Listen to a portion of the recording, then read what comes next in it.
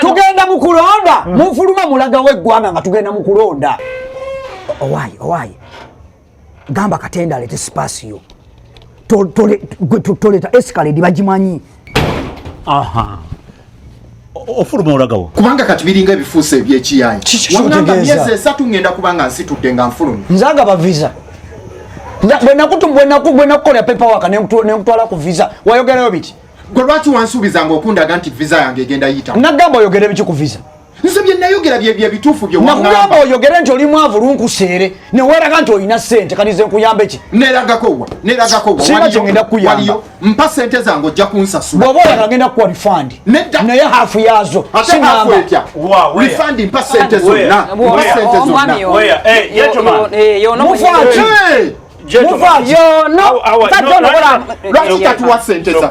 nga bwe nakunyonyodde afandi kati ozibulwa mbuba manja visa zaabwe bagala senemba refund mubbi ndi mubbi wa mufere afande omusajja ono omulaba yatutyako ssente zaffe ono yandese naye era ensonga zezimunezanga afandi tuli ku nsangagolese polisi kati polisi ebekusasula afandi kati kwabamusasula beera mukaka madam when you have police Uganda police you are safe now you are safe you are going to get your money all of it have you heard yes you said how many millions 7 millions atusala sente nyingi milioni 7 7 millions you are a rich woman how much you 7 million again 7 million kakati why that is 14 million only what is the problem eri bweti bano no bajja nina company etwala abantu bweru oshagadde skyping twala abantu bweru skypins yes tours and travel yes travel on loan ne bano tebali ba loan on loan bano tebali ba loan now what does this do Baba tabayina sente I give them money and I take them to Dubai, Australia, Canada, America, UK and then they pay me later. Can you take me to Iceland? I can take you on loan myself. Yeah, you can give me your land title. I can take you on loan. Obidwa. I can take you. No, let us be slow. I can take you on loan. Now, I know what we are going to do. Yes. Madam, it seems you don't want to travel anymore. They don't want. Now, they don't want. Mukuru, give them their money. Yes. Give them their money. I deal with you. Give them their money. Bakulu sente za mate ziri wakati. Bw'abato tuwa sente zaffe. Tuwe visa zaffe tufulume Gwanga. Atuwe visa zaffe. Tuwe visa zaffe tufulume Gwanga. Are you married? Anze ndi byange. Buli omu yasasula bibye. Uliriza. Tuli ku lugendo lwerumu naye tetulina nkola. My brother. Kati what is the problem? The problem is this. Hey. Their visas are going to be available after elections. After elections? Yes. Tugenda mu kulonda. Mufuluma mulaga weggwanga nga tugenda mu kulonda. Lwaki tewatugamba ne tutasasula sente tugenda mu kulonda? Chiza muzina nga lisi mind visa mweziri delay until election time. You man. What do you want to say? Afande njagala sente. They want to leave the country when you are going into elections. You want to leave the country when you are going to elect. That is vote rigging. Yes. Yeah, fine. Mubo bululu. Kati where do you want to go? Where do you want to go? Nga tugenda mu kulonda. Afande, nze migugu jange mipakinge. Please. Kebada kumuku gumu. Olabo bamuli mwaka lulu konna. Katumala kulonda mu visa za mmwe. Vote rigging is a big thing. Bagamba afande. President yafiro bululu million number. Exactly. Because of you people. Why do you get out? Stay here. No, let him give you your money. You stay here for now. No, the money has already been used for visas. Has already been used. So what we are going to do? You wait. We finish. Let us finish elections. I'll give you your visas. How do you buy a visa? How do you buy a visa? You go and buy electronically. You pay money in the bank. I paid all your money in the bank. It is all in the bank. So you go to the bank and pick the money? Yes. It is not refundable. It is not refundable. It is not refundable. Yes. Afande. So what is your name? My name?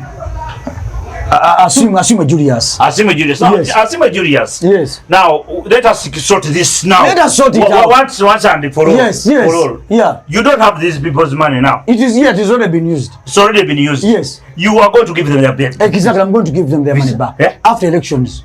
After elections. I'm going to give them their money. But you need to bring me here. Why are you asking me? Ogambye gwani? Luswata Samuel. What is your name? Yeah? What is your name? Karunji Edward. Afande. Now that's not like Cholaba chendaba cholaba. I think I'm confused. What is your name? Asimwe Deogracious. That is new. They have to first vote and then they leave the country. Yeah. So what did you want? Ampe visa yange bwatampa visa yange ampe sente zange. That visa, give them their visa. I told you the visa is coming out after elections. After elections. Yes. You go back home and you wait until Yes, let them wait. Don't go out of that. Now this is my ruling. Yes. Don't go out of the country before It is voting. even breaking the law. It's done. It is done. It is done. Nobody steps out of here. I'm going to give you Nkuyambye. visa after elections. Namusajja gwe Muvulume gwanga mulagawa. Otulumiza nnyo nnyo. Muvulume gwanga mulagawa.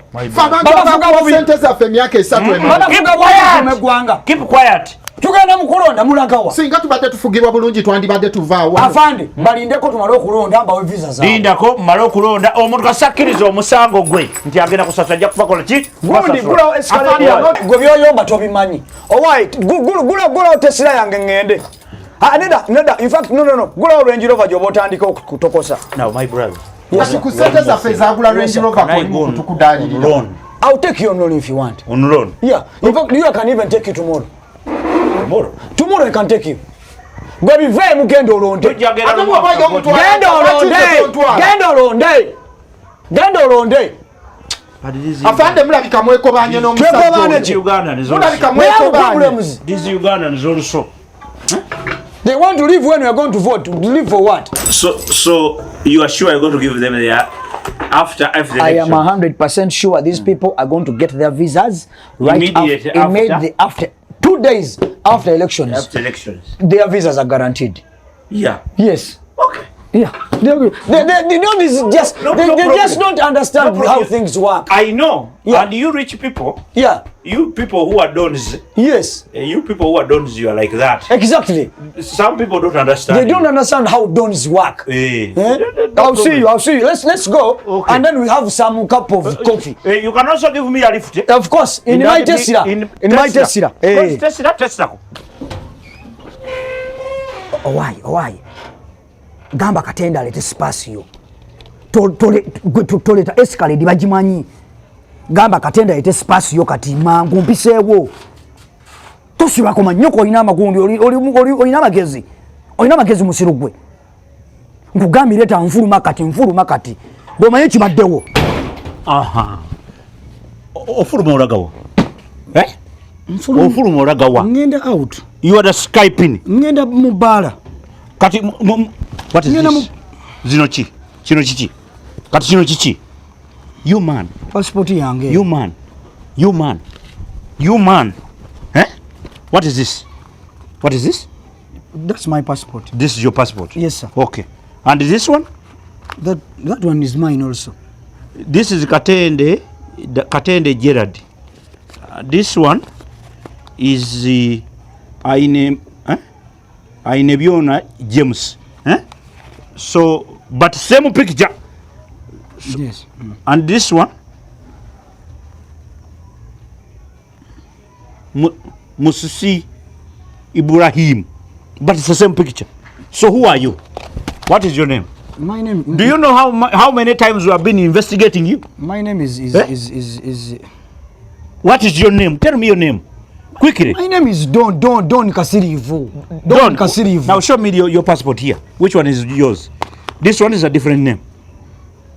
And you said these are all yours. Did you say that? You phoned me going to the bar. That is all. Yeah, I was just going to the bar. You are under arrest. No, I'm telling you, you're under arrest. So where are you going?